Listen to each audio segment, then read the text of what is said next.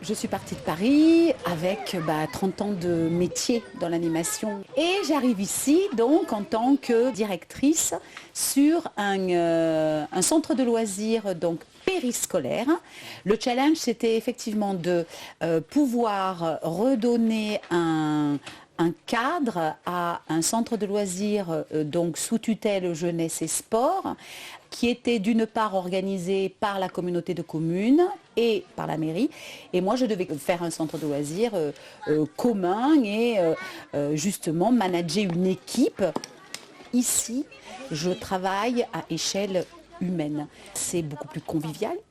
Les familles, je les vois tous les jours, je peux les croiser dans la rue. Il y a cette relation humaine extrêmement forte dans notre métier que là, je peux, moi, vivre pleinement et ressentir pleinement. Sur la commune de l'Albenque, la population, en 10 ans, est augmentée de 50% et les enfants scolarisés ont augmenté de 60%. L'arrivée de Christine, directrice de qualité, nous a aidés pour développer cette organisation au sein de l'école. On a travaillé avec Christine en étroite collaboration donc sur la mise en place des rythmes scolaires en intégrant les différents partenaires de façon à proposer des activités de qualité dont Christine est responsable, que ce soit sur la partie pédagogique et le management de ces différents intervenants. Donc on a en effet recruté 4 personnes de plus. On peut dire qu'on a développé à peu près de 25 à 30% le temps de travail du personnel.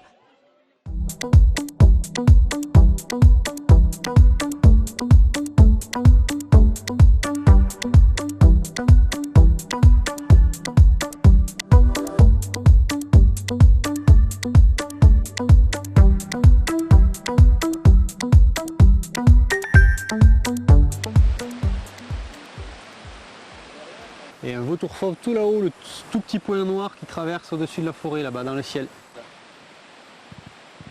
Quand je suis arrivé, la structure n'était pas ouverte, donc le travail a consisté dans un premier temps à mettre en place l'espace muséographique. Et quand on a ouvert ensuite en 2002, mon travail donc, en tant que responsable de la structure a été de mettre en place le fonctionnement de cette structure-là, avec tout ce qui était communication, commercialisation des prestations et aussi donc positionnement de la structure. Donc on a décidé en partenariat avec le comité de pilotage de positionner la structure vraiment comme un outil sur de l'éducation à l'environnement montagnard à travers la visite de l'espace muséographique, des randonnées accompagnées. Là depuis 3 ans on a un partenariat avec EDF pour organiser des visites de la centrale hydroélectrique. Et on essaie de se rendre disponible auprès des collectivités territoriales proches de celles d'Orlu pour aider les municipalités ou les comités de communes sur des projets environnementaux en général. Ça correspond à la volonté des gens de cette vallée d'avoir un tourisme, pas forcément la grosse affluence, mais un tourisme de qualité, raisonné et de qualité.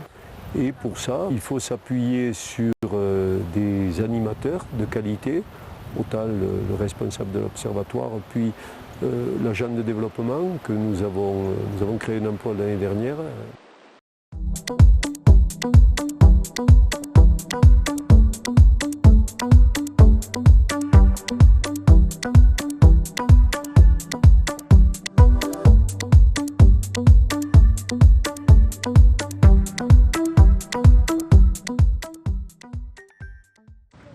La difficulté majeure, c'est de recruter les infirmières. La première raison, c'est qu'au niveau national, la formation des infirmières n'est pas en adéquation avec la demande.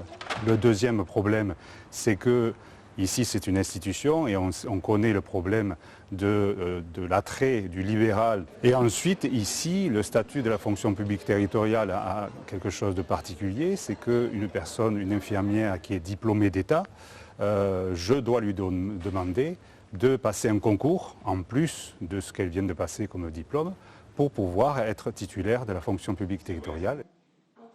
La première des solutions, c'est d'essayer d'avoir les meilleures conditions de travail possibles.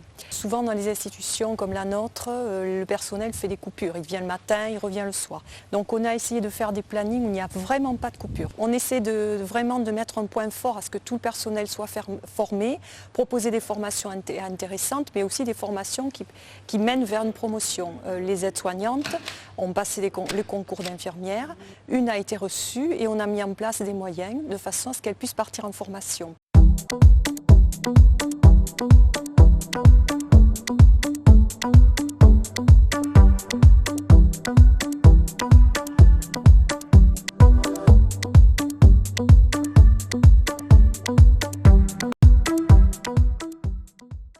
Le travail d'un conservateur départemental, en l'occurrence sur le département du Gers, c'est la gestion d'un réseau d'établissements muséographiques.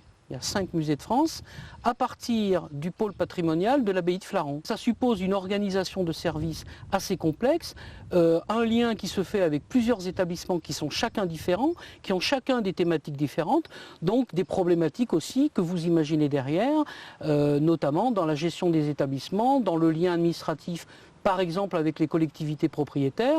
Et la caractéristique finalement du conservateur départemental, c'est qu'il a en face de lui non pas un maire, un conseil municipal, mais là en l'occurrence dans le Gers, 5 maires, 5 conseils municipaux, des élus, des agents sur les musées, et qu'on est dans ce processus un peu de mutualisation de compétences. Donc nous sommes bien un service de la collectivité départementale mis à disposition des communes pour travailler sur une logique scientifique et muséographique qui est le fondement même de notre métier.